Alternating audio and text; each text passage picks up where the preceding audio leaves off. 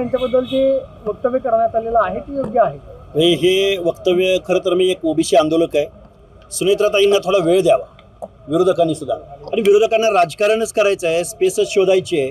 तर मी हर्षवर्धन सपकाळांना सांगेन, तुम्ही डायरेक्ट मुख्यमंत्र्यांवरती करा नाटक. तुम्हाला राजकारण करायचं आहे ना. एक महिला उपमुख्यमंत्री महाराष्ट्रामध्ये झालेली आहे. ते कुठल्या विचाराचे आहेत, कुठल्या याचं आहे त्याच्यापेक्षा एक लक्ष्मण हाके ओबीसी आंदोलक म्हणून ज्यावेळी या गोष्टीकडे पाहतो त्यावेळी सुनेत्राताईंना थोडा वेळ मिळावा असं माझं मत आहे. एक व्हिडिओ जो आहे तो व्हायरल होतोय. नवनाथ वाघमारे यांना महेश डोंगरेंनी जे आहे ते दमदाटी केल्याचा व्हिडिओ व्हायरल होतो. नक्की काय संभाषण झालं, कधीचा हा प्रकार आहे, कुठला हा व्हिडिओ आहे? मला वाटतंय काल मंत्रालय परिसरामध्ये नवनाथ वाघमारे यांना जी शिवीगाळ झाली आणि त्यांचा असा आक्षेप होता की तुम्ही निजामी वगैरे काहीतरी म्हणता. मुळात असं आहे की याची सुरुवात कुणी केली, कुठून झाली हे बघितलं पाहिजे.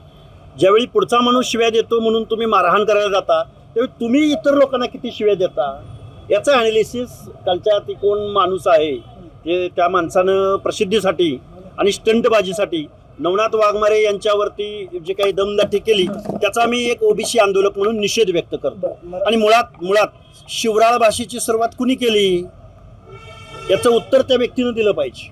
आणि तो जर व्यक्ती असा हाणामारीवर येत असेल तर त्याला आम्ही मग काय आहोत याची रिॲक्शन येणारच. मराठवाड्यामध्ये मनोज जरांगे विरुद्ध धनंजय मुंडे असा एक वाद पाहायला मिळतोय की काय जाणून बुजून केलं जातंय किंवा टार्गेट केलं जातंय? हे बघा, मनोज जरांगेंनी आरक्षणाचं आंदोलन केलं. आरक्षणावर बोलावं, संविधानिक आरक्षण कसं मिळवून देता येईल मराठा बांधवांना यावर बोलावं. त्यांना जर पर्सनली कुणावर अटॅक करायचा असेल, राजकीय अटॅक करायचा असेल तर मनोज जरांगेंनी राजकीय भूमिका घ्यावी, एखादा पक्ष जॉईन करावा, त्यांचं स्वागत असेल. हे बघा, मुळात मनोज जरांगे म्हणजे संपूर्ण मराठा समाज असं नाही, किंवा माजी मंत्री धनंजय मुंडे म्हणजे संपूर्ण समाज असं पण नाही ना. ज्यावेळी तुम्हाला वैयक्तिक आरोप करायचे आहेत त्यावेळी तुम्ही वैयक्तिक आरोप करावेत. समाजाला यामध्ये कशासाठी ओढताय? मुळात समाजामध्ये अनिष्ट प्रवृत्ती असतात, तशा चांगल्याही प्रवृत्ती आहेत आणि चांगल्या प्रवृत्तीचं प्रमाण हे 90% आहे. त्यामुळं एका दोघांमुळं सामाजिक टीका मनोज जरांगेंनी करू नये असं माझं मत आहे. अभिजित दिपके यांनी मनोज जरांगेच्या आंदोलनाला आम्ही पाठिंबा देऊ, आम्ही सहभागी होऊ असं म्हटलं. तुम्ही कसं बघताय? नाही, अभिजित दिपके हे खरं तर सोशल मीडिया पार्टी आहे.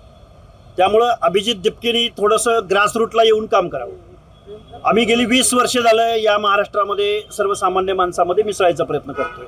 तुम्ही धर्मेंद्र प्रधान याचा राजीनामा घेतला, तुम्ही जे आंदोलन उभं केलं, मी तुमचं एका सर्टन लिमिटपर्यंत अभिनंदन करेन. पण याचं श्रेय नक्की कुणाला द्यायचं? याचं श्रेय राहुल गांधींना द्यायचं, याचं श्रेय आप पार्टीला द्यायचं, याचं श्रेय लेफ्टिस्टांना द्यायचं म्हणजे समाजवादी वगैरे, का याचं श्रेय विद्यार्थ्यांना द्यायचं? अभिजित दिपके, तुम्ही थोडंसं ग्रासरूटला उतरावं. संविधानिक अर्थानं मनोज जरांगेंची मागणी कितपत योग्य आहे याचा अभ्यास अभिजित दिपकेनी करावा. त्यामुळं नुसतं स्टंटबाजीसाठी आणि प्रसिद्धीसाठी जर अभिजित दिपके अशा पद्धतीचं काही अभ्यास न करता जर काय असा पाठिंबा देत असतील तर ओबीसींचं काय होणार आहे याच्यावरही अभिजित दिपकेनी थोडासा अभ्यास करावा. त्यांचं म्हणणं असं आहे की मनोज जरांगे सुद्धा शिक्षणासाठी विद्यार्थ्यांच्यासाठी लढतायत, शैक्षणिक आरक्षण मागतायत. तुम्ही दिल्लीला गेला होतात का आणि उद्या तुमच्या आंदोलनाला पाठिंबा दिला तर ते तुम्हाला बघा, मुळात मनोज जरांगेंनी शिक्षणासाठी मागणी करावी, विद्यार्थ्यांसाठी मागणी करावी, मराठा समाजासाठी मागणी करावी. ह्याला विरोध कोणाचा आहे? लक्ष्मण हाके एवढंच म्हणतायत की ओबीसी मधून मागणी करण्यानं त्याचा परिणाम ओबीसी मधल्या छोट्या घटकांवरती, सामाजिक दृष्ट्या मागासांवरती काय होणार आहे या परिणामाचा विचार अभिजित दिपकेनी थोडाफार करावा. आता मनोज जरांगे जे राजकारणामध्ये एंट्री करून पाहतायत का? हे बघा, राजकारणात त्यांनी जनता पार्टीची घोषणाच केली ना, ती सोशल मीडियाची पार्टी आहे. ग्रासरूटला काय जळतंय हे अभिजित दिपकेनी उतरून करावं. हे बघा, यश अपयश मी अभिजित दिपकेवरती बोलू इच्छित नाही. त्यांनी एका शिक्षण मंत्र्याचा राजीनामा घेतलाय का, इश्यू त्यांचा बरोबर होता का? बरोबर होता. मी पाठिंबा दिलाय, जाहीर पाठिंबा दिलाय, प्रेस घेऊन पाठिंबा दिलाय. मुळात आपल्याला जर काही कन्स्ट्रक्टिव्ह वर्क करायचं असेल, आपल्याला कायदेशीर संविधानात्मक दृष्ट्या योग्य अशा भूमिकांना अभिजित दिपकेनी पाठिंबा द्यावा ना. बेकायदा मागणीला आता मराठवाड्यातली प्रमाणपत्र रद्द होत आहेत. गेली 2 वर्ष झालं उपोषण करून महाराष्ट्रातल्या सगळ्या लोकांना आम्ही आव्हान करतोय की हे बेकायदा आहे, हे संविधानाला मान्य नाही. आता जी लोक निवडून आली त्यांची मालिका सुरू आहे. हं. लोकांची प्रमाणपत्र रद्द होत आहेत आणि ही 90% प्रमाणपत्र रद्द होणार आहेत. हं. त्यामुळे मनोज जरांगेंची मागणी 2 सप्टेंबरचा GR ओबीसी मधलं इन्क्लुजन हे बेकायदा आहे. आज बघा भानुसे म्हणून म्हणजे सरकार मग फसवतंय का असं म्हणायचं? सरकार फसवतंय, सरकारचा GR फसवाय. हे बघा, मुळात मनोज जरांगेंनी अनेक आंदोलनं केली. शेवटचं आंदोलन म्हणून प्रत्येक वेळी ते आंदोलन करत राहिले, प्रत्येक वेळी ते गुलाल उधळत राहिले. त्याचा परिणाम काय झाला?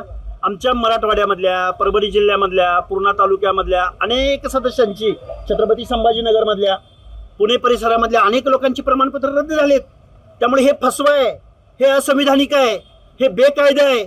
अरे किती वरडून सांगायचं? आज भानुसे म्हणून दिलेली सगळी प्रमाणपत्र रद्द होणार. कायदेशीर दृष्ट्या चॅलेंज झाली की रद्द होणार. अशी एक चर्चा आहे की मनोज जरांगेचं जे आंदोलन आहे ती त्याने घोषणा केली आहे.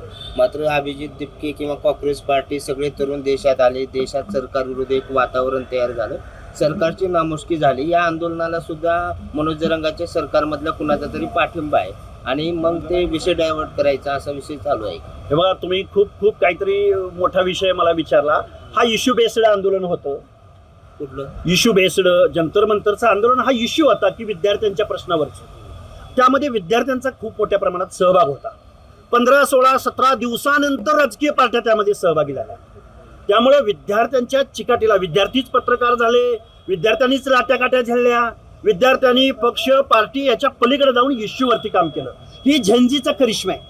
मी झेंजीला पहिल्या दिवसापासून म्हणतोय, जो युवक आहे, ज्याच्या हातामध्ये डिजिटल मीडिया आहे, तो या देशाचं संरक्षण करण्यामध्ये निश्चित नाही मग रोल हे मोठा